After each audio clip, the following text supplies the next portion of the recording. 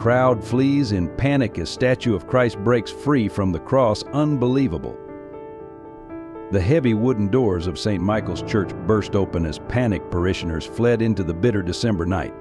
Inside, beneath the towering stained glass windows frosted with winter's breath, Father Thomas Gray stood transfixed, his trembling hand clutching the worn pulpit. The ancient crucifix above the altar, weathered by centuries of faithful prayers, had moved. Not in the subtle way that candlelight might trick weary eyes, but with an unmistakable purpose that sent chills through the congregation. "Our Lord is freeing himself," whispered Sarah Mitchell, her voice carrying through the stunned silence. "He's seen our suffering." The moment stretched like a thread of fate, unspooling in the sacred space where miracles and mysteries had dwelled for generations. As snowflakes drifted through the open doors, mingling with the incense-laden air, Father Thomas faced a choice that would shake not just his faith, but the very foundations of everything he had ever believed. In the frozen twilight of that fateful evening, none could predict how this single moment would unravel decades of buried secrets and test the bounds of both divine grace and human redemption. Hey everyone! Before we dive into this incredible story that shook St. Michael's Church, take a moment to share where you're watching from in the comments below and hit that like button. Let's experience this mystery together. St. Michael's Church stood as a weathered sentinel against the harsh winter winds of Portland, Maine. Its Gothic spires, draped in fresh snow, reached toward a steel-gray sky that promised more storms to come. Inside, warmth radiated not just from the ancient radiators, but from the hearts of those who made this sanctuary their refuge from December's bitter embrace. For generations, the church had served as more than just a house of worship. Its basement, with its worn wooden floors and paint-chipped walls, transformed each evening into the district's largest homeless shelter. Threadbare cots lined the walls, while volunteers ladled hot soup into paper cups for those seeking escape from the merciless cold. This winter had been particularly cruel, with temperatures plummeting to record lows and the city's resources stretched beyond breaking.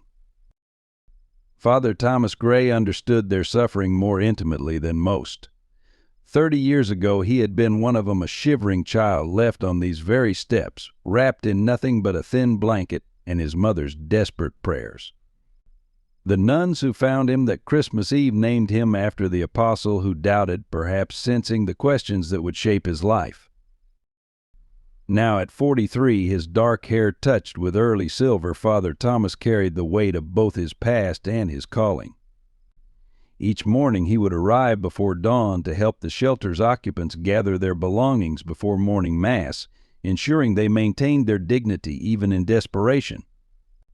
He knew each face, each story: the laid-off factory workers, the veterans haunted by wars, both foreign and internal, the elderly whose Social Security couldn't match rising rents. Among them was John Mitchell, a former history teacher who had lost everything to medical bills. Thomas watched as the proud man grew weaker each day, refusing help until it was too late. His daughter Sarah now volunteered at the shelter, her green eyes carrying the same determination that had marked her father's final days. She worked tirelessly, turning her grief into purpose, though few knew she herself lived in a small room above the church's garage. The shelter's existence wasn't without its critics. Bishop Richard Stanford, newly appointed to oversee the diocese, had made his disapproval clear. A tall man with carefully maintained silver hair and tailored suits beneath his clerical robe, Stanford represented a different face of the church, one more concerned with appearances than acts of mercy. His recent memos about liability issues and proper use of church resources lay unopened on Thomas's desk.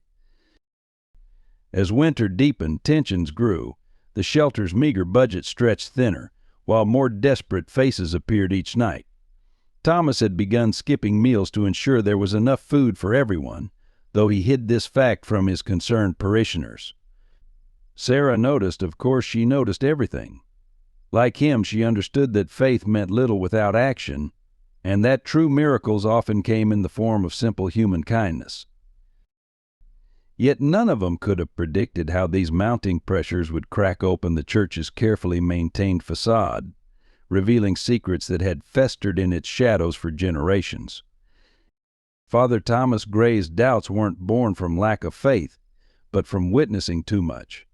Behind his gentle demeanor and reassuring smile lay memories of a childhood spent watching the church's darker politics unfold.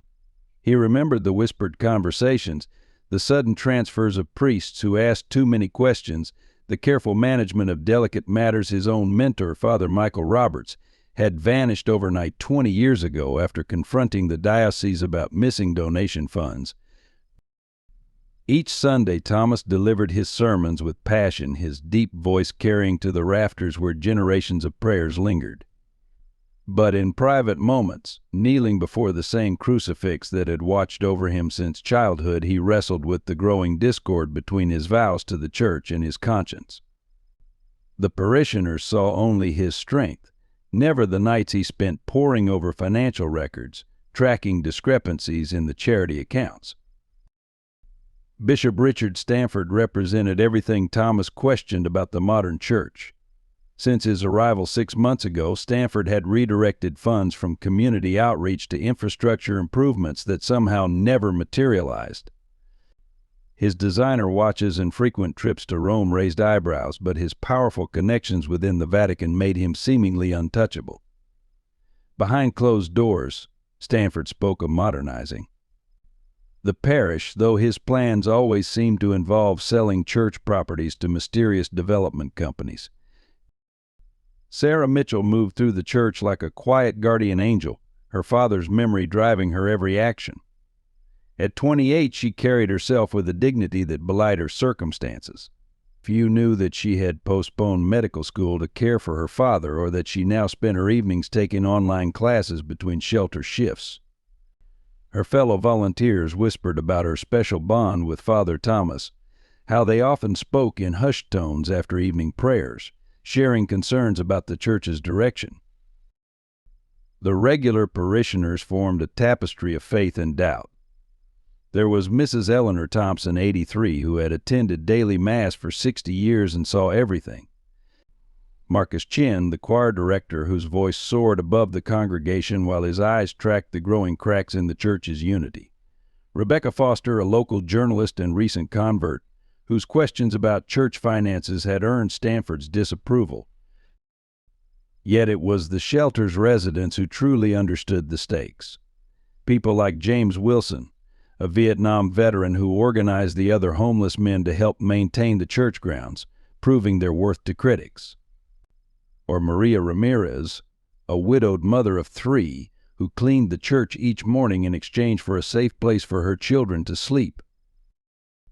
These lives intersected in St. Michael's sanctuary, each person carrying their own burdens and hopes. They had weathered previous storms together: budget cuts, political pressure, changing times. But as December's darkness deepened and temperatures fell, none suspected that their small community stood on the brink of a revelation that would test not just their faith, but their very understanding of divine justice and human redemption. The Christmas Eve Massachusetts at St. Michael's had always drawn crowds, but this year the pews overflowed with both regulars and those seeking refuge from the record-breaking cold.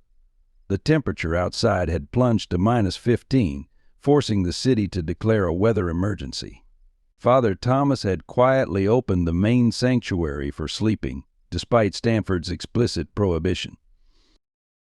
Candles flickered against stained glass, casting kaleidoscope shadows across faces both wealthy and worn. In the front pew, Mrs. Thompson sat beside Maria Ramirez's children, sharing her hymnal with them while their mother worked in the shelter below. Bishop Stanford presided from his ornate chair, his expression tightening each time the basement door opened to admit another shivering soul. Thomas stood to deliver his homily, his voice carrying the weight of unsaid words. On this holy night, we remember that our Savior was born not in a palace, but in a humble manger. His first visitors were not the wealthy or powerful, but shepherds, working people who knew the bite of winter wind and the uncertainty of tomorrow's bread. He paused, watching Stanford's jaw clench. Today we are called to. The first creak silenced him mid-sentence. It came from above, from the massive crucifix that had hung over the altar for centuries. The sound was like ice breaking on the river, a deep, resonant crack that drew every eye upward. Sarah, organizing the evening shelter supplies in the back, froze. The crucifix, dark wood worn smooth by generations of prayers, seemed to shift. The corpus of Christ, secured by ancient nails, moved as if drawing a breath. "Our Lord," whispered Mrs. Thompson, her aged voice carrying in the sudden silence. "He's awakening." Another crack echoed through the church. The nails securing Christ's hands began to loosen, not with violence, but with a terrible purpose. Snow fell outside the windows, visible in the streetlights, adding to the dreamlike quality of the moment.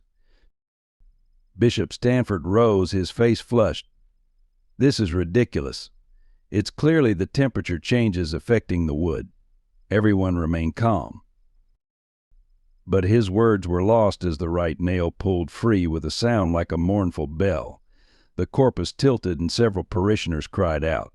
Some fled toward the doors while others fell to their knees in prayer. Father Thomas stood transfixed, watching as centuries of certainty began to unravel before him. In that moment he remembered Father Michael's last words to him sometimes. "Thomas, God speaks loudest when our human institutions try to silence him." Sarah moved forward through the chaos, her green eyes fixed on the crucifix. She alone seemed unsurprised, as if she had been waiting for this moment. "Father," she called to Thomas, her voice steady despite the growing panic around them. "Perhaps he's showing us something we need to see." As if in response to her words, the second nail began to loosen, and the ancient wood of the cross itself groaned with a sound that would haunt those present for years to come. The chaos that followed split St. Michael's congregation like a lightning bolt through ancient wood. Bishop Stanford, his authority challenged by mere splinters and rusted nails, moved swiftly to contain the situation. "Clear the church," he commanded, his voice sharp with barely controlled panic. "This building is clearly unsafe. We'll need a structural inspection before." "No," the word came from Sarah Mitchell, quiet but firm.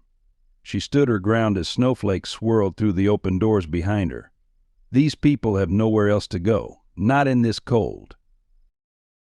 The crucifix continued its slow, inexorable movement, each creak echoing like judgment through the vaulted space. Some parishioners had already fled into the night, but others, mostly the shelter's regular residents, remained, their eyes fixed on the unfolding scene with a mixture of awe and desperate hope. Father Thomas found his voice at last. "Bishop, we can't send them out." The temperature still dropping, he gestured to Maria's children, huddled against Mrs. Thompson's side. "We'd be condemning them too. We'd be condemning them if we let them stay in an unsafe structure." Stanford cut him off. He pulled out his phone, manicured fingers quickly dialing. "I'm calling the building inspector. And the police." The word police sent a ripple of fear through the homeless congregants. James Wilson, the veteran, stepped forward, his weathered face set with determination. "With all due respect, Bishop, if you do that, you'll have deaths on your conscience tonight." Stanford's eyes narrowed. "Is that a threat, Mr. Wilson?" "It's a fact," Sarah interjected. "The shelters are all full. The hospitals, too. Where do you expect them to go?" The argument was interrupted by another sound from above, not a crack this time, but a soft thud. The final nail had worked loose, and the corpus of Christ hung now by a single point, swaying slightly in the draft from the open doors. The sight silenced everyone. Marcus Chin, who had been quietly organizing the choir members to help calm people, spoke up. "Bishop, there's a simple solution. We stay together, all of us, and keep watch through the night. If there's real danger, we'll face it as a community." Stanford's face reddened. "This is not a democracy, Mr. Chen. This is God's house and I." "Exactly," Father Thomas interrupted, his quiet voice carrying unexpected authority. "This is God's house. And I don't believe he would want us to turn away those in need on Christmas Eve." A murmur of agreement ran through the remaining congregants. Stanford looked around, realizing he was losing control of the situation. His next words carried a veiled threat. "Father Gray, need I remind you of your vows of obedience and the discretionary nature of your position here?" Before Thomas could respond, another crack echoed from above. In the tense silence that followed, Sarah's voice rang out, clear and haunting. "Listen to that sound, Bishop. It seems even he is breaking free from bonds that no longer serve his purpose." Long after the confrontation, when most of the congregation had settled into uneasy sleep on hastily arranged cots in the nave, Father Thomas descended into the church archives. The basement's ancient stone walls, barely insulated from the winter chill, held secrets older than anyone living. His flashlight beam caught dust motes dancing in the air as he moved past rows of leather-bound ledgers and fading photographs. He wasn't sure what he was looking for until he found it, a journal dated 1923, its pages brittle with age. The name inside made his hand tremble: Father William Anderson. Thomas had heard whispers about Anderson throughout his years at St. Michael's. He was the priest who had mysteriously vanished after reporting irregularities in the church's orphanage accounts. "I thought I'd find you here." Thomas startled at Sarah's voice. She stood in the doorway, holding 2 cups of steaming coffee, her father's old cardigan wrapped tight against the cold. "You should be resting," he said, accepting one of the cups gratefully. "So should you." She settled beside him on the floor, peering at the journal. "What is it?" Thomas hesitated, then began to read aloud. December 24th, 1923. "The children are hungry again. Brother Charles insists the donation funds are depleted, yet I saw him leave Morton's Jewelers yesterday with a wrapped package. When I questioned the ledger entries, he reminded me that discretion is a virtue, but how can silence be virtuous when it enables such sin?" Sarah's breath caught. "It's happening again, isn't it? The missing shelter funds." Thomas nodded grimly, turning pages. Anderson documented everything: discrepancies in the books, missing donations, children's aid money redirected to special projects. But listen to this entry from Christmas Eve tonight. "During midnight mass, our Lord made his presence known. The great crucifix, which has hung unchanging for a century, began to move. The congregation fled in terror, but I stayed. I watched as the nails loosened, as if Christ himself were trying to break free from our human corruption. I understand now what must be done." Sarah's hand found his, steadying the shaking pages. "The same miracle," she whispered. "But why now?" Thomas continued reading. "I have gathered the evidence. Tomorrow I will present it to the Archbishop. The children deserve justice and God demands truth." He turned to the final entry, dated December 26th. "They are coming for me. Brother Charles knows. If anyone finds this, remember he sees, he knows. And sometimes his justice breaks free from man's constraints." The last words were scrawled hastily, the ink blotted as if written in haste. After that, nothing. Father Anderson disappeared the next day, Thomas said quietly. "The official record says he requested transfer to a mission in South America, but there's no record of him ever arriving." Sarah's grip on his hand tightened. "We have to tell someone." Tell who? Thomas's laugh was bitter. "The diocese. The same people who covered it up last time. Who are still covering things up." He pulled out a stack of papers from his coat, photocopies of recent bank statements. "The shelter donations, Sarah, I've traced them. They're being funneled through a series of shell companies, all leading back to private accounts in the Cayman Islands." Sarah's face hardened. "Stanford." "Not just Stanford, the whole system. It's why they sent him here, to quietly shut us down, sell the property, erase the evidence." He gestured upward, toward the nave where their homeless congregants slept. "These people aren't just inconvenient to him. They're witnesses." A sound from above made them both freeze. Footsteps on the basement stairs. Heavy, deliberate steps. "Someone's coming," Sarah whispered. Thomas quickly shoved the journal and papers into his coat, but as they scrambled to hide the evidence, both knew it was too late. The beam of another flashlight swept the archives, and Bishop Stanford's voice cut through the darkness. Well. Having a late-night history lesson, Father Gray. The confrontation in the archives marked the beginning of a swift and calculated retaliation. By morning, as the congregation stirred from their makeshift beds, a new narrative was already spreading through whispered conversations and meaningful glances. Theft from the donation box, Stanford announced to the church council, his voice heavy with manufactured regret. Over $5,000 missing. His eyes settled on Sarah, who stood near the shelter entrance. And unfortunately, we know who had access. Mrs. Thompson rose shakily to her feet. That's impossible. Sarah Mitchell would never. We have security footage, Stanford cut in smoothly, producing a grainy printout. The image showed a figure at the donation box after hours, face obscured but wearing a cardigan similar to Sarah's father's old sweater, and receipts showing unusual deposits to a certain personal account. The evidence was circumstantial but damning.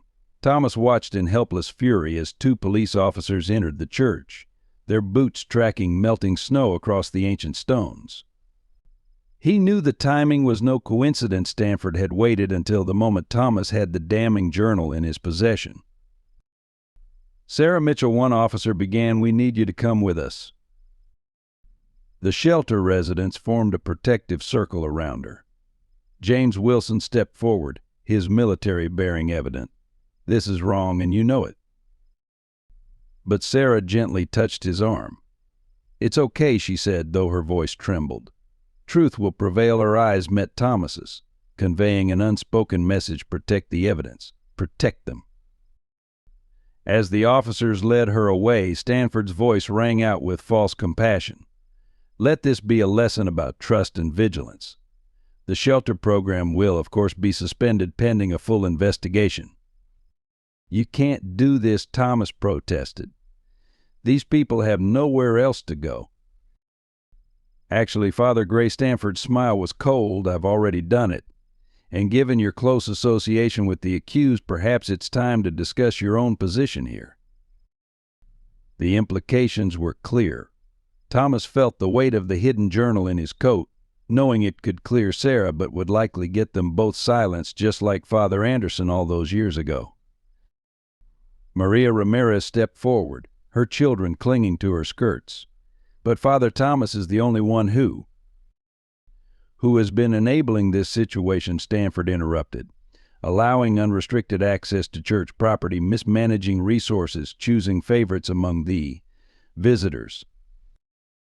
Each word was carefully chosen, each accusation designed to isolate and discredit. Thomas watched as doubt crept into some parishioners' faces, while others looked away in shame or fear. Marcus Chin spoke up from the choir loft. "This isn't right. Yesterday we witnessed a miracle, and today we're acting like." "Yesterday we witnessed the effects of deferred maintenance on an old building," Stanford snapped. "Nothing more. And if you all wish to retain your positions in this parish, I suggest you remember that." As the congregation dispersed, shaken and uncertain, Mrs. Thompson approached Thomas. Her aged hand gripped his arm with surprising strength. "The crucifix," she whispered. "It's back to normal now. Like it never moved. But he knows, Father, just like in 23. Thomas stared at her. "How do you?" "I was a child then," she said softly. "I saw what they did to Father Anderson. Don't let them do it again." The implications of her words hit him like a physical blow. She had been there. She was a witness. And as he watched Stanford directing workers to change the locks on the shelter doors, Thomas realized that the true miracle wasn't the moving crucifix. It was the way truth refused to stay buried, generation after generation. Just like Sarah had said, he was showing them something they needed to see. The week following Sarah's arrest brought the worst blizzard in 50 years. As wind howled through St. Michael's empty shelter, Father Thomas worked through nights in his small office, connecting threads that stretched back decades. Mrs. Thompson had become his silent ally, her memory sharp despite her years. After evening mass, she would bring him tea and pieces of the past, Brother Charles wasn't working alone, she told him one night, her arthritis-gnarled hands wrapped around a steaming cup. There were accounts at 3 different banks. The orphanage funds, the renovation money, the widow's support all vanished. When Father Anderson started asking questions, they made him vanish too. Thomas spread out photocopies of recent bank statements across his desk. Just like now. Look at these transfers, each under $10,000 to avoid reporting requirements. The pattern's identical. Because it never stopped, she said quietly. They just got better at hiding it. His investigation led him to Rebecca Foster, the journalist who'd been asking questions. They met in a diner across town, away from church eyes. Snow fell steadily outside as she slid a manila envelope across the table. Property records, she explained. Every church property Stanford has modernized in the past decade, all sold to different companies, but if you trace the ownership, she tapped the papers meaningfully. They all lead back to one holding company, Vatican Heights Development. Thomas felt his coffee turn bitter in his mouth. And who owns Vatican Heights? Officially, a maze of shell corporations. But I found this. She produced a photograph showing Stanford leaving an exclusive restaurant with 3 other men. Meet the board of directors, including your predecessor, the priest who left suddenly before Stanford arrived. The pieces were falling into place. The shelter wasn't just an inconvenience, it was sitting on valuable real estate, and its residents were witnesses to years of suspicious activities. Back at the church, Thomas received an unexpected visitor. Marcus Chin slipped into his office, looking over his shoulder. "The choir loft," Marcus whispered. "I was practicing late one night last month. Stanford was in the nave with 2 men in suits discussing removal of undesirable elements before the property transfer. I recorded it on my phone." But as Marcus reached for his phone, footsteps echoed in the corridor. Stanford's voice carried through the door. "Father Gray, a word about Sunday's sermon." Marcus quickly slipped out the back door as Stanford entered. The bishop's smile didn't reach his eyes. "Interesting reading material," he noted, glancing at the papers on Thomas's desk. "You know, your friend Sarah's situation could improve with the right intervention. A word from me about dropped charges, perhaps." "In exchange for what?" "Your resignation. Citing health reasons, of course. And surrender of any historical documents you might have discovered." The threat was clear. Thomas thought of Sarah in her cell, of the homeless families scattered by the storm, of Father Anderson's final desperate words. "I'll need time to consider," he said carefully. Stanford's smile widened. "Until tomorrow morning. After that, well," he shrugged. "Winter can be so dangerous for those without shelter. Accidents happen." After Stanford left, Thomas received a text from an unknown number. It was Rebecca found Anderson's grave. Unmarked plot behind St. Catherine's Home for Children. Died December 27th, 1923. Official cause suicide. Thomas's hands shook as he opened Father Anderson's journal to the final entry. "They are coming for me. Brother Charles knows." A knock at his window made him jump. It was James Wilson, snow-crusted on his army surplus jacket. "Father," he whispered urgently, "you need to see this." "In the basement." Thomas followed him down the narrow stairs. In the shelter's main room, now dark and cold, James pointed to a section of wall. He was checking for burst pipes in this weather. Found something behind the plaster. He shone his flashlight on a crack in the wall. Thomas peered closer and felt his blood freeze. Tucked into the gap was a small, leather-bound book, another journal, the pages yellow with age. "That's not all," James said grimly. "Look." He moved aside a storage cabinet, revealing something that made Thomas's heart stop. Scratched into the ancient stone were words, faded but still legible. "God sees. December 26, 1923. They're coming. If found, tell."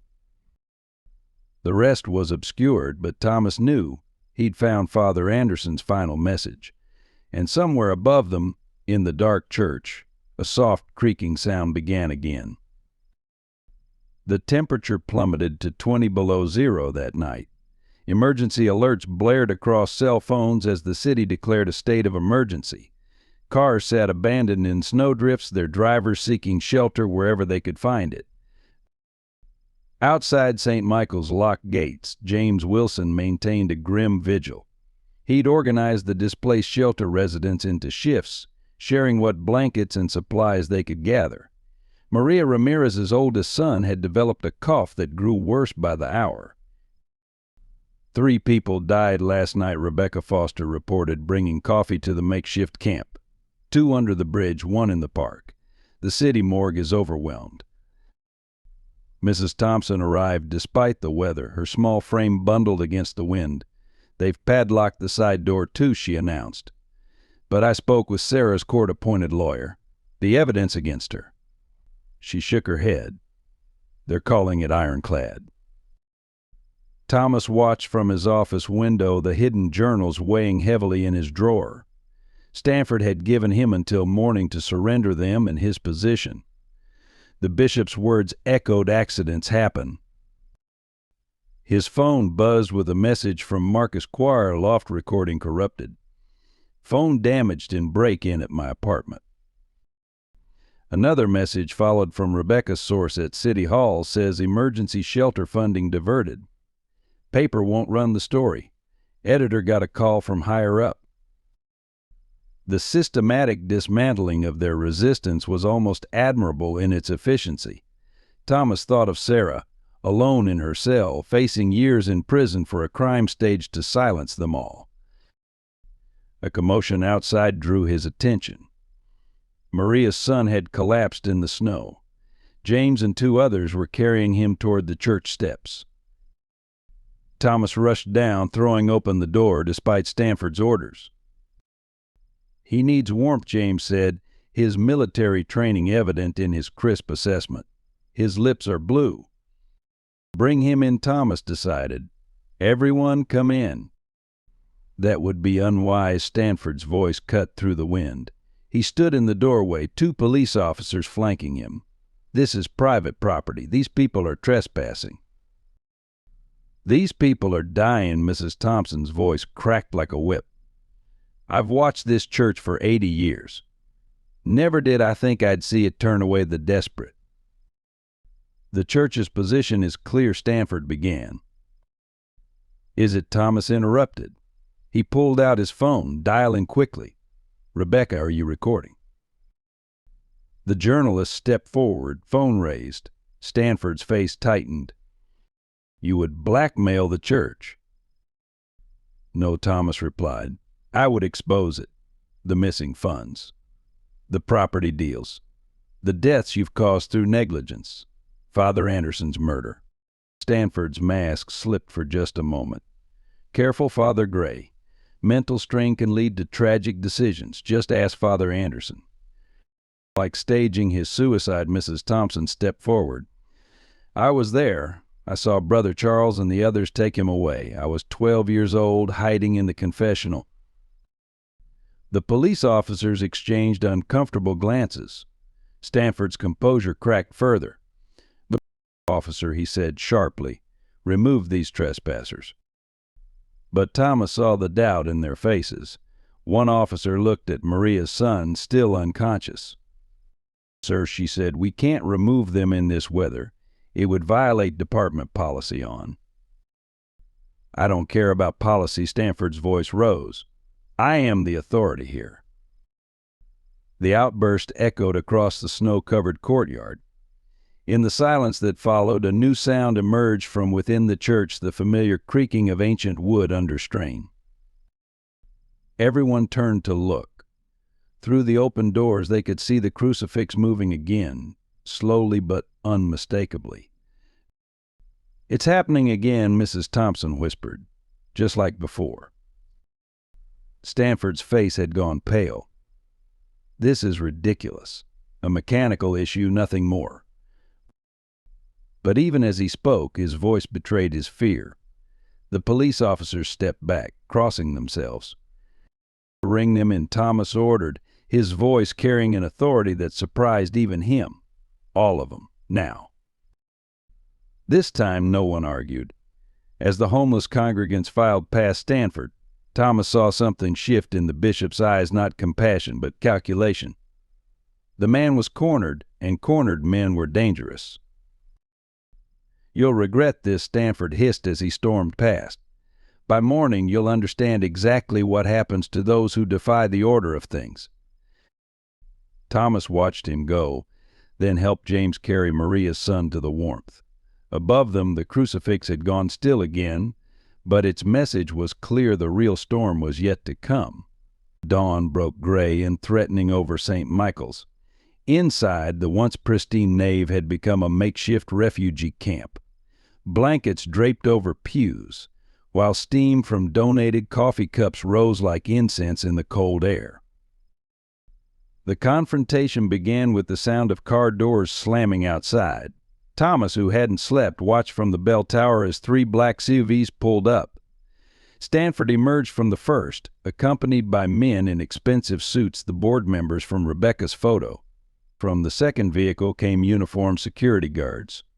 The third brought a surprise assistant district attorney, William Hayes. "They're here to make a deal," Rebecca whispered, joining Thomas at his observation post. "Hayes doesn't show up unless there's something big to bury." Thomas clutched Father Anderson's journals. Or someone. They descended to find the church's massive doors already open. Stanford stood in the entrance, flanked by his entourage. Morning light caught his golden ring as he raised his hand in mock blessing. "Father Gray," he announced, voice carrying across the nave, "the diocese leadership has convened an emergency session regarding your mental fitness for ministry." The homeless parishioners stirred uneasily. James Wilson and his veterans formed a subtle protective line. "This is a house of God," Mrs. Thompson called out, her aged voice strong. "Not your private corporation." Stanford's smile tightened. "Mrs. Thompson, how tragic that age has clouded your judgment." Speaking of judgment, he nodded to Hayes. "The DA's office has some concerns about harboring fugitives and interfering with an ongoing embezzlement investigation." "You mean Sarah's false arrest?" Thomas stepped forward. "Or are we talking about the real embezzlement, the one that's been going on for generations?" Stanford's eyes narrowed at the journals in Thomas's hands. "Careful, Father. Slander is also a crime." "So is murder," Thomas replied quietly. "The word fell like a stone in still water. Would you like to tell him about Father Anderson? Or shall I?" One of the board members shifted uncomfortably. Hayes frowned. "William Anderson's death was ruled suicide," Stanford said smoothly. "A tragic case of mental instability, much like what we're seeing now." "Except Mrs. Thompson saw him taken away," Thomas countered. "And I found his real final message, along with proof of where the money went. All the money from 1923 to now." He opened one journal to a marked page. Brother Charles's private accounts, the property deals, the offshore transfers, the same pattern generation after generation, just the names change. Stanford's mask slipped for just a moment. Fear flickered in his eyes. "The church handles its own affairs," he said carefully. "Surely we can reach an arrangement for everyone's benefit."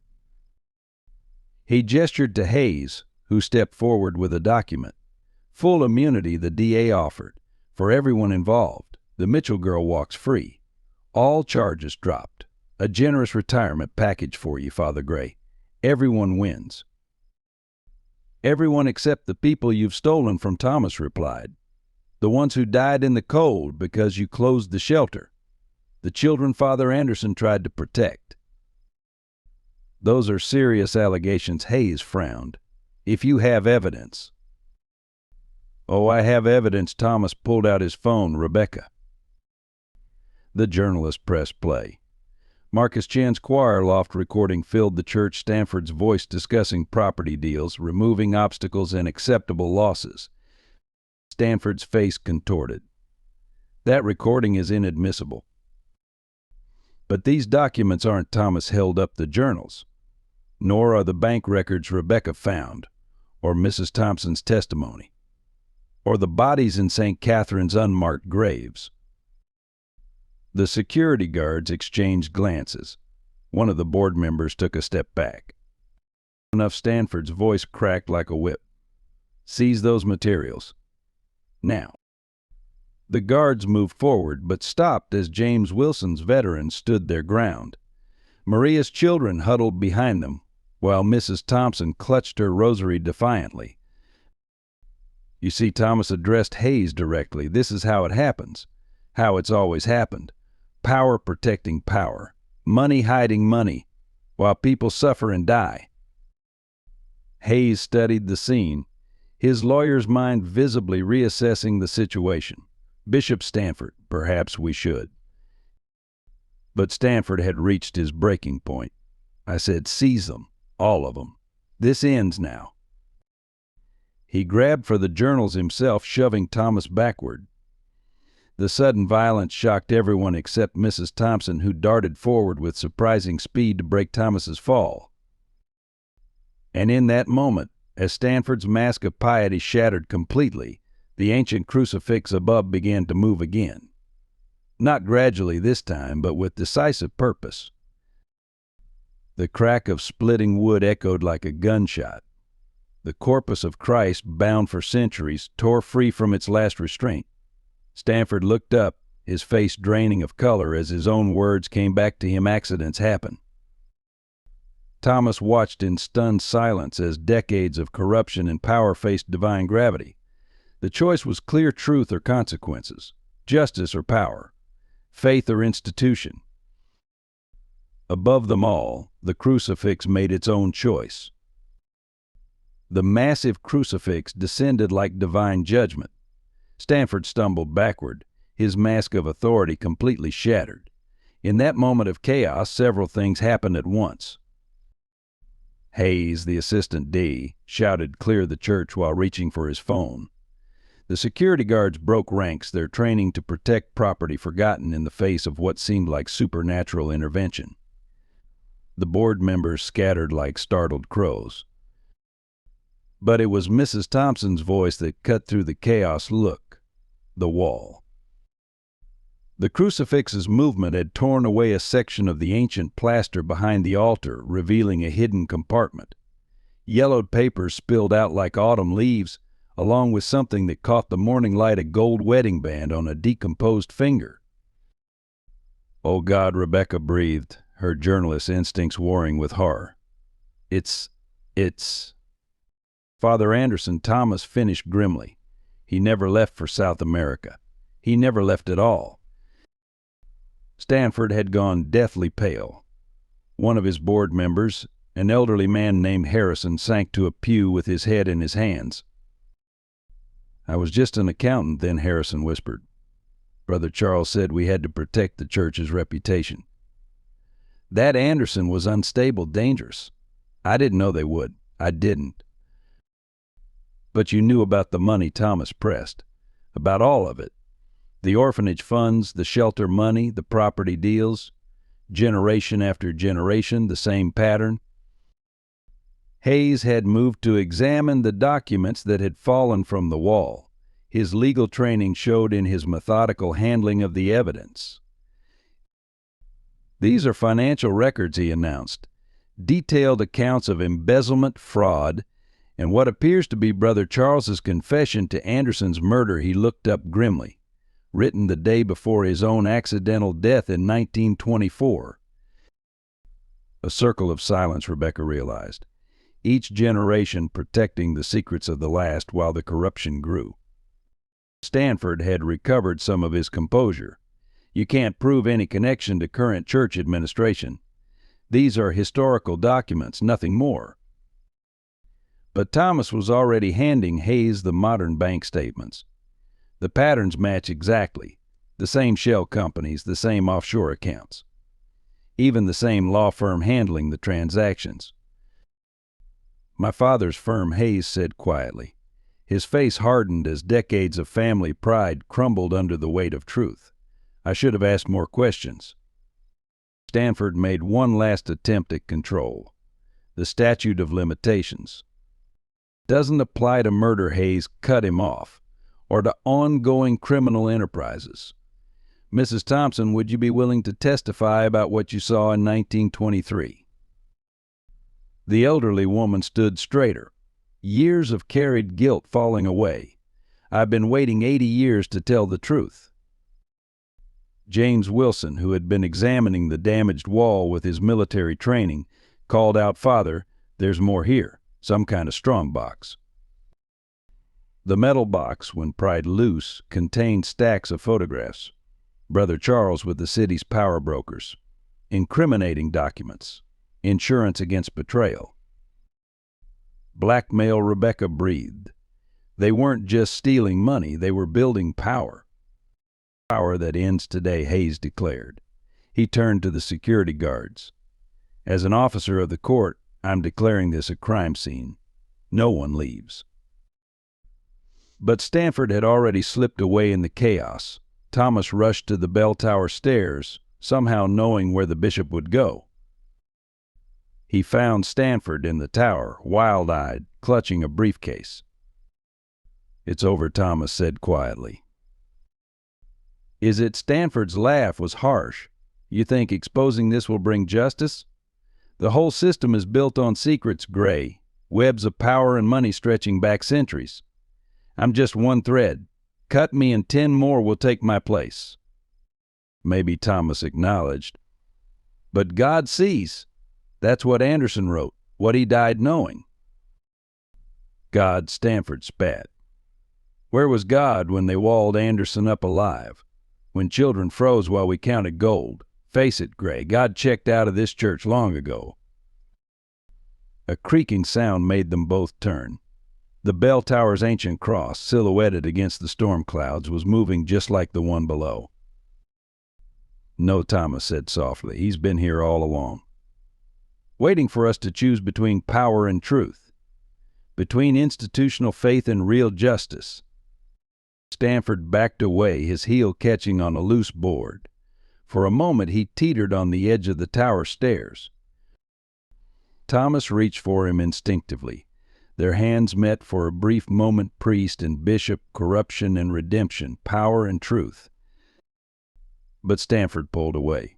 His last words as he stumbled were not a prayer but a bitter laugh. "You'll see, Gray. Some secrets stay buried." The fall was short, the landing broken by the snow below. As police sirens wailed in the distance, Thomas looked up at the twisting cross above. "I found them, Father Anderson," he whispered, "just like you asked." The storm was breaking at last, weak sunlight piercing the clouds. Below, Hayes was already organizing the evidence, while Rebecca documented everything. Mrs. Thompson led the homeless families in prayer. But this wasn't the end.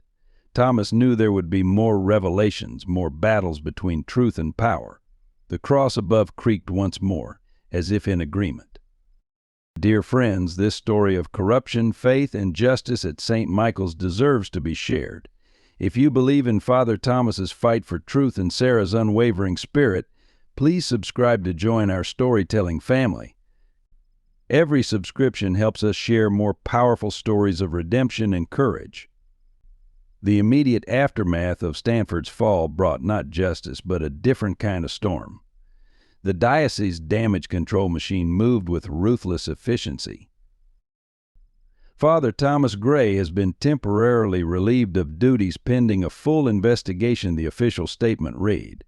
Recent events at St. Michael's Church appear to be the result of mental strain and possible delusions. Sarah remained in jail, her case now tangled in legal limbo.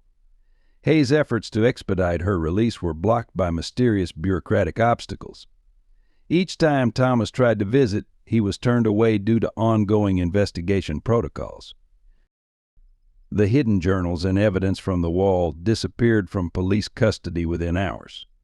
Hayes found himself suddenly reassigned to traffic court, his promising career derailed by a single morning of conscience. Rebecca's newspaper killed her story. When she tried to publish independently online, she discovered her accounts frozen, her freelance contracts canceled. "They're erasing us," she told Thomas by burner phone. "Making us all disappear, just like Anderson." The worst blow came on a bitter Thursday morning.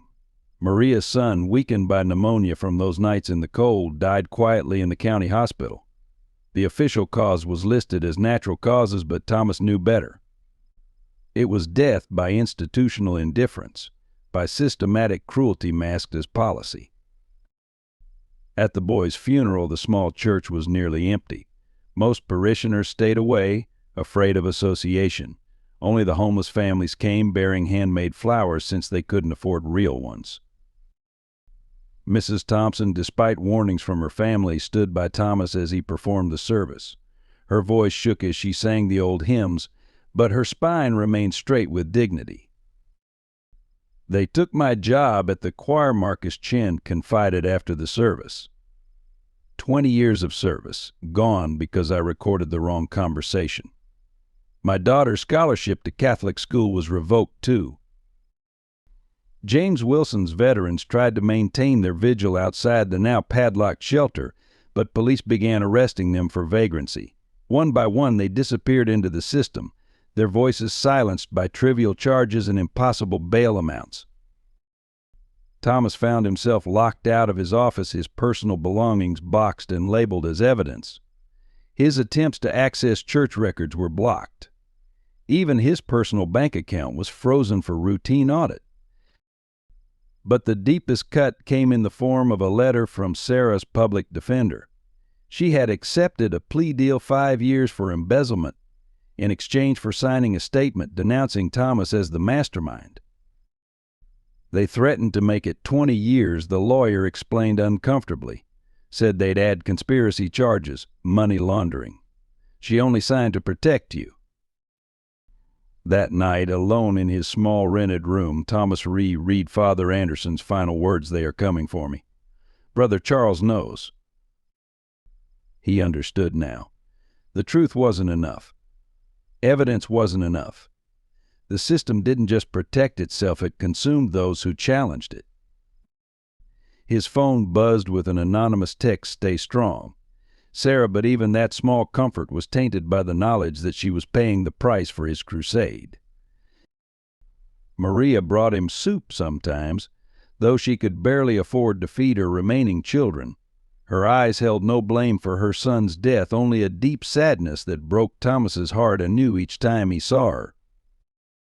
"God sees," she would say, echoing Anderson's words. "Even when justice sleeps, he sees." But as Thomas watched his congregation scattered, his allies silenced, and the poor once again abandoned to winter's mercy, he wondered if seeing was enough. Perhaps some evils were too deeply rooted in human institutions to be torn out, even by divine hands. The crucifix that had moved so dramatically now hung silent, repaired and reinforced. Like the truth it had revealed, it was now firmly nailed down, immobile, contained. The weeks following Stanford's death brought a winter of unprecedented cruelty. Without the shelter's warmth, the city's homeless scattered like leaves in a bitter wind. The morgue filled quietly, each death marked as exposure or natural causes, sterile words masking frozen tragedies. Mrs. Thompson became ill after spending too many nights trying to help displaced families find refuge. Her children finally moved her to a nursing home, where she sat by the window, clutching Father Anderson's rosary and watching the endless snow. 4 more last night, James Wilson reported during one of his furtive visits to Thomas. He'd aged years in weeks, his military bearing bowed under the weight of those he couldn't save. Under the bridge. Family with kids. We tried to get them to the emergency shelter, but it was full. Always full now. The new acting bishop, a young man named Father Roberts with ambitious eyes, began a renewal campaign at St. Michael's.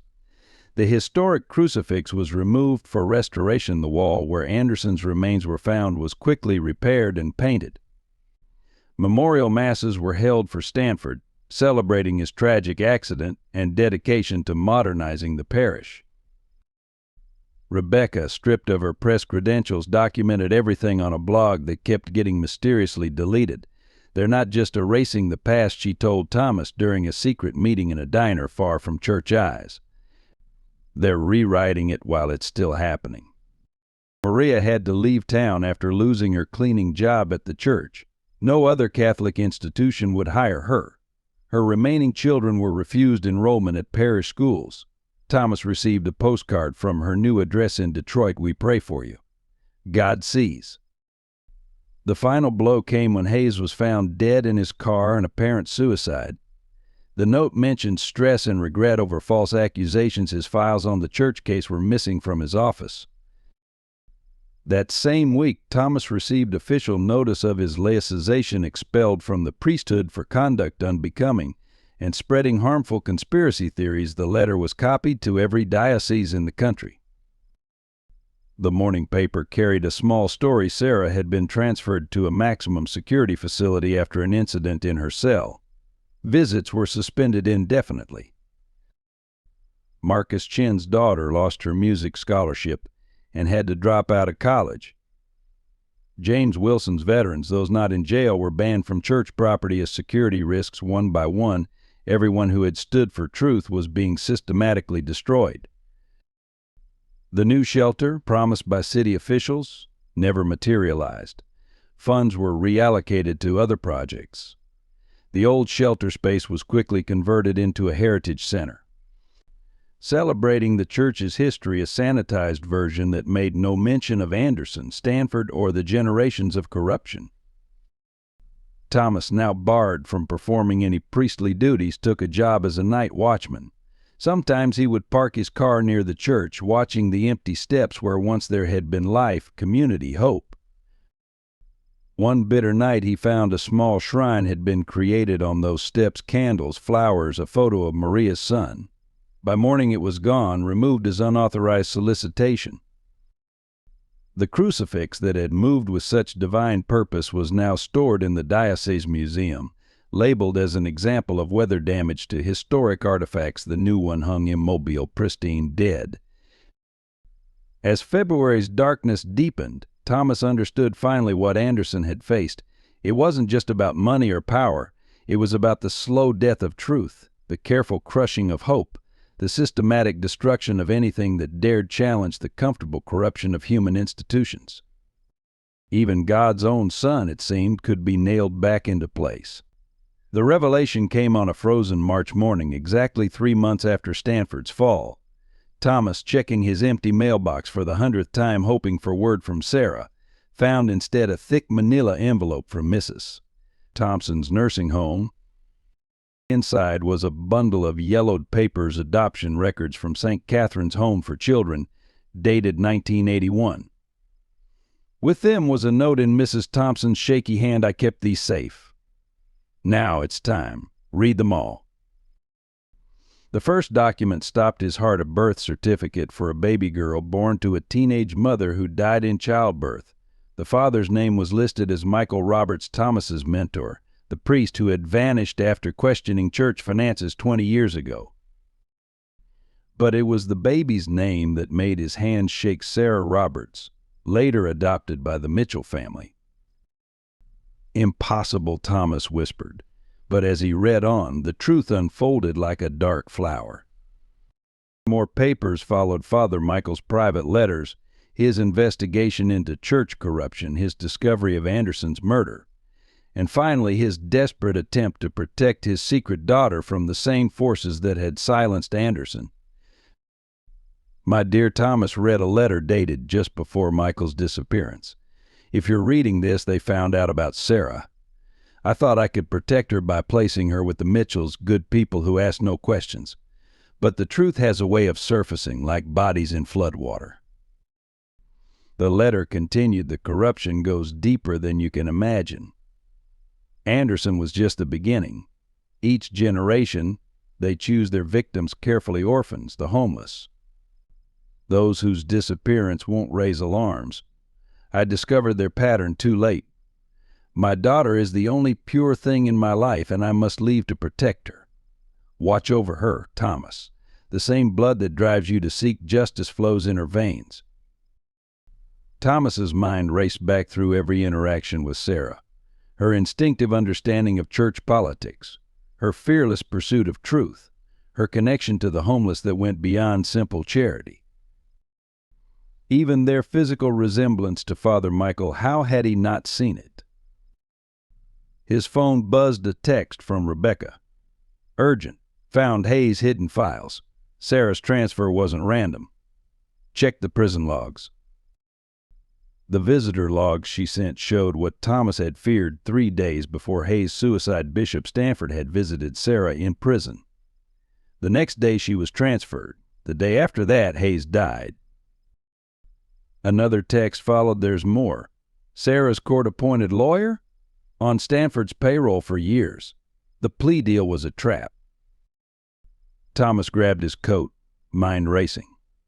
Sarah wasn't just an innocent victim of Stanford's schemes. She was living proof of generations of secrets, the daughter of a whistleblower priest, raised by a homeless advocate, now imprisoned by the very institution her father had tried to expose. Mrs. Thompson would have known. She had been protecting Sarah all along, just as she had tried to protect Anderson decades ago. His phone rang. James Wilson's number. "Father, you need to see this. The construction crew renovating the shelter, they found something else behind the walls. More remains, lots of them, and records hidden in the foundations. Names, dates going back 50 years. "Children?" Thomas asked, already knowing the answer. Children, homeless men, pregnant girls, anyone who threatened to expose them. The shelter wasn't just valuable real estate, it was a burial ground. Thomas finished. They built their power on bones. As if in response to this darkest revelation, church bells began to toll, not the measured rings of the hour, but a wild, uncontrolled clanging. Thomas looked up at the bell tower, but no one was there. The bells rang like judgment, like truth breaking free from decades of silence. And somewhere in a maximum security cell, Sarah, daughter of a vanished priest, heir to a legacy of resistance, would be hearing them too. The discovery of bodies beneath the shelter broke like a storm across city headlines, but the true revelation came from an unexpected source. The night after the remains were found, Thomas received a call from a blocked number. "Vatican Archives," the voice said. "Section 23B. Ask for records of Operation Sanctuary 1922 present." The caller hung up, but not before Thomas recognized the voice, Bishop Stanford's, speaking from beyond the grave. Rebecca's overseas contacts confirmed it within hours. Operation Sanctuary wasn't just about money or power. It was a systematic program to protect the church's interests by any means necessary. St. Michael's was one of 12 similar sites across the country. They chose churches with active homeless ministries, Rebecca explained, showing Thomas documents smuggled from Rome, places where people disappeared regularly anyway, the perfect cover. But the real shock came when they traced the operation's current leadership. The same young priest who had replaced Stanford Father Roberts appeared in photographs with known cartel leaders and human traffickers. It wasn't just embezzlement, Thomas realized. The properties, the shelter networks, they were trafficking routes. The church's charitable status made it perfect for moving people, money, anything. Mrs. Thompson, from her nursing home bed, provided the final piece. Anderson found out by accident, she whispered. A ledger mixed in with donation records. That's why they couldn't just transfer him or buy his silence. He knew about the international connections. Hayes' hidden files revealed more. The DA's office had been investigating a multinational trafficking ring for years, never realizing that the charitable organization helping to rehabilitate victims was actually controlling the entire operation. James Wilson's veterans, conducting their own reconnaissance, discovered fresh graves behind other church properties. Each site corresponded to a modernization project in Stanford's records. But the most damning evidence came from Sarah herself, smuggled out through a sympathetic guard. Her prison journal detailed conversations she'd overheard during Stanford's visit. They discussed shipments through the shelter network, she wrote. Stanford was proud of how they used charity to hide everything in plain sight. Who questions a church helping the homeless, he laughed. We're doing God's work, cleaning the streets. The scope of the conspiracy stunned even Thomas. Generations of bishops, politicians, judges, all complicit in using faith as a shield for unimaginable evil. His own church, where he had found salvation as an orphan, had been part of an international network of exploitation and death. The evidence was overwhelming, but so was the power arrayed against them. Every attempt to expose the truth met with swift retaliation. Journalists disappeared. Witnesses recanted. Even the police investigation into the bodies found at St. Michael's was suddenly reassigned to a special task force that seemed more interested in containing the story than solving crimes. Then came the final revelation. Hidden in Father Michael's letters was a coded message about a fail-safe evidence so damaging that even the Vatican couldn't risk its exposure. The key was in the church itself, in the one place they would never think to look, the crucifix that had started it all. The corpus is hollow, Michael had written. Inside is everything: account numbers, names, photographs. Anderson hid it there before they killed him. That's why it moves. Not divine intervention, but human weight shifting as the papers settle. Stanford must have realized too late. That's why he really fell trying to reach it before anyone else could. Thomas stared at the words, understanding at last. The miracle that had started everything wasn't a miracle at all. It was the dead reaching out to the living, truth fighting to break free from its crucifixion. But the crucifix was gone now, sent for restoration to a Vatican facility, unless... His phone buzzed. A message from Sarah checked the church records from 1923. They sent the wrong cross. The final confrontation at St. Michael's began not with a bang, but with a hymn. On Easter Sunday morning, as Father Roberts prepared to celebrate his first Mass as permanent bishop, Mrs. Thompson's wavering voice rose from the back pew. Amazing grace, how sweet the sound that saved a wretch like me. One by one, the homeless families who had been barred from the church joined in, filing through the doors. James Wilson's veterans formed an honor guard. Rebecca's cameras rolled, streaming live to every major news outlet. I once was lost, but now I am found. I was blind, but now I see. Father Roberts froze on the altar as Thomas walked down the center aisle, carrying something wrapped in cloth. Behind him came Sarah, released just hours before After Hayes' hidden evidence mysteriously appeared on the judge's desk. You can't be here, Roberts sputtered. This is a private service.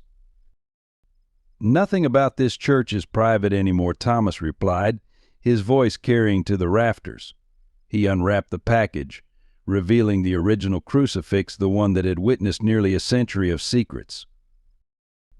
The restoration team sent back the wrong one, Sarah explained, her prison pallor stark against her father's old cardigan. They didn't know there were two crosses, one for show, one for truth. Thomas lifted the cross high, its ancient wood groaning. Father Anderson's last gift to us. Everything he found, everything he died protecting, preserved inside. Along with evidence of every crime since, including yours, Father Roberts. Ridiculous, Roberts scoffed, but his face had gone pale. Guards. But when the security team moved forward, they found their path blocked, not just by Wilson's veterans, but by the entire congregation. Even those who had shunned Thomas now stood with him, understanding at last what real faith required. Mrs. Thompson's aged voice cut through the tension. I bear witness. To Anderson's murder, to Stanford's crimes, to all of it. I've carried this burden for 80 years. No more. Rebecca stepped forward, her phone broadcasting everything. The FBI has the files Hayes protected. The Vatican investigators have the offshore accounts. Your Operation Sanctuary is finished. Roberts looked wildly around, seeing decades of carefully maintained power crumbling. "You don't understand," he pleaded. "The church's reputation." "The church's reputation," Thomas's voice thundered. "What about Christ's reputation? What about the people who died in the cold while you counted blood money? The children buried in your foundations?" Sarah moved to stand beside him. "My father died trying to expose you. Anderson died protecting the truth. How many others?" As if in answer, the crucifix began to move again, but this time everyone understood why. The weight of truth, hidden for so long in its hollow core, was finally shifting, breaking free. "It's over," Thomas said quietly. "The truth isn't buried anymore. It's risen." Federal agents were already moving through the side doors. Roberts looked frantically for escape, but found none. The same walls that had hidden his predecessor's crimes now hemmed him in. In his desperation, he reached for one last weapon. Father Gray is a defrocked priest. His services are invalid, his presence here blasphemous. No, came a new voice. All heads turned to see Cardinal Martinez, the Vatican's special investigator, standing in the doorway. "As of this morning, Father Thomas Gray is fully reinstated. By direct order of His Holiness." The cardinal's next words fell like judgment. The true blasphemy was using God's house to hide such evil. "Take him." As Roberts was led away in handcuffs, Thomas looked up at the crucifix. For the first time since that winter night, it hung perfectly still, its burden of truth finally delivered. Sarah touched his arm. "What happens now?" Thomas surveyed the church, not the building, but the people. The homeless families, the faithful elderly, the doubtful young, all waiting to rebuild something purer from the ashes of corruption. "Now," he said, "we remember what a church is supposed to be. A refuge, not a fortress. A place of truth, not secrets." The morning sun broke through the stained glass, painting them all in colors of redemption. Above them, Christ hung free at last, not just from physical bonds, but from the weight of human evil done in His name. 1 year later, St. Michael's had been transformed. The shelter, reopened and expanded, now occupied the entire church basement. The former bishop's residence had become transitional housing for families. Where Stanford once counted donations in secret, volunteers now served hot meals. Sarah, cleared of all charges, had finished her medical degree. She ran a free clinic in the renovated parish hall, treating those who had nowhere else to go. Her father's cardigan hung framed on the wall beside Anderson's recovered rosary, relics of a different kind of sanctity. Mrs. Thompson, though physically frail, had grown stronger in spirit. She taught church history classes, ensuring new generations would know the true story. The children called her Grandma Truth, a title she wore with more pride than any official recognition. The past isn't just past, she would tell them. It's alive in what we choose to do today.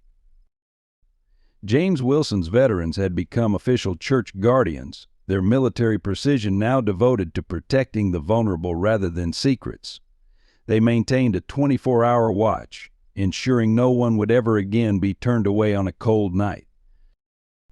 Rebecca's documentary about St. Michael's had sparked investigations at similar churches nationwide. The Vatican's Operation Sanctuary Files, finally exposed, led to hundreds of arrests and reforms that reached to the highest levels of church hierarchy. The bodies found beneath the shelter had been properly buried, their stories told, their dignity restored. The memorial garden where they now rested bloomed with flowers planted by homeless hands, life growing from long-hidden death. But perhaps the most profound change was in the worship itself. Thomas's masses were different now. The formal barriers between priest and congregation had dissolved. Rich and poor, doubters and believers all shared the same space, the same bread, the same grace. "We don't just pray here," he would say. "We practice resurrection, taking what was dead, hope, truth, justice, and helping it live again." The crucifix that had started it all hung in a place of honor, its hollow core now visible through clear glass. Visitors would pause before it, reading the names of those who had died fighting for truth, touching the smooth wood worn by generations of desperate prayers. Sarah often joined Thomas for evening prayers, their shared legacy of loss transformed into a ministry of presence. Sometimes they would sit in comfortable silence, watching the sunset paint the stained glass in colors of forgiveness. "Do you think they understand?" she asked one such evening. "The ones who died, Anderson, my father, Hayes, all of them. Do they see what their sacrifice made possible?" Thomas watched a homeless teenager help an elderly parishioner up the steps, while inside the shelter, children's laughter echoed where once there had been only secrets. "I think they see," he said softly. "I think they've always seen." Maria had returned from Detroit, bringing other families seeking refuge. Her remaining children now led youth programs, turning their own healing into help for others. The church that had once rejected them had become their true home. Even some who had opposed them found redemption. Harrison, the former board member, had confessed everything. His testimony helped convict others, and his fortune now funded scholarships for homeless youth. On the anniversary of that first miraculous night, they held a special service. Mrs. Thompson's voice, though weaker, still lifted in amazing grace. James Wilson's veterans stood guard not against intruders, but against the darkness of forgetting. As Thomas prepared the communion, Sarah beside him as always, he felt the weight of witness in the old walls. Anderson's truth, Michael's love, Stanford's fall, Robert's justice, all part of a larger story of death and resurrection, of human corruption yielding to divine purpose. The crucifix above them remained still now, its work of revelation complete. But in its shadow, a new miracle continued, the daily resurrection of hope, the transformation of suffering into strength, of secrets into healing truth. The real miracle, Thomas told his congregation, wasn't the moving cross. It was the moving of human hearts from fear to courage, from darkness to light. It was ordinary people choosing truth over power, love over institution, justice over comfort. He looked out at their faces, the housed and homeless, the certain and doubting, the broken and healing, all part of what a church was truly meant to be. "This is our continuing miracle," he said. "Not that Christ breaks free from the cross, but that we break free from our own crosses of silence and fear. And in that freedom we find him not nailed to wood and doctrine, but alive in every act of truth and mercy." The sun set behind the stained glass, painting them all in light that seemed to rise from within. And in that light they were transfigured not by miracle, but by the ordinary divine work of love cast stronger than death, truth risen from secrets, and grace breaking free from all that would bind it. The end. Thank you for joining us on this powerful journey through the halls of St. Michael's Church. If this story of faith, justice, and redemption touched your heart, please support our storytelling team by hitting that subscribe button and sharing this video with your loved ones. Don't forget to leave a like and share your thoughts in the comments below. What moment moved you the most? Would you like to hear what happens next as St. Michael's continues its mission of truth and mercy?